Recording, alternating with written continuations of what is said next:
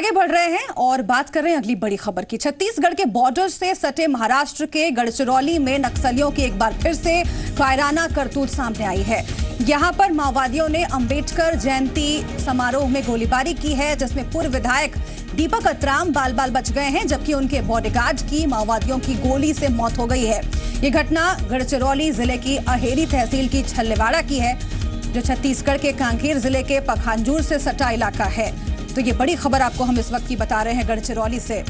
आज अंबेडकर जयंती के मौके पर ये घटना सामने आई है। गढ़चिरौली में नक्सलियों की करतूत सामने आई है। एक बार फिर से कायराना करतूत करते हुए यहाँ पर माओवादियों ने अंबेडकर जयंती समारोह में गोलीबारी की है। नक्सलियों ने गोलीबारी की है अंबेडकर जयंती समारोह में, और इसमें पूर्व विधायक दीपक अत्राम बाल बाल बच गए हैं। ये गनीमत रही। बॉडीगार्ड की मौत हो गई है इस गोलीबारी में, ये खबर मिल रही है। नक्सलियों की गोलीबारी में मौत हो गई है बॉडीगार्ड की।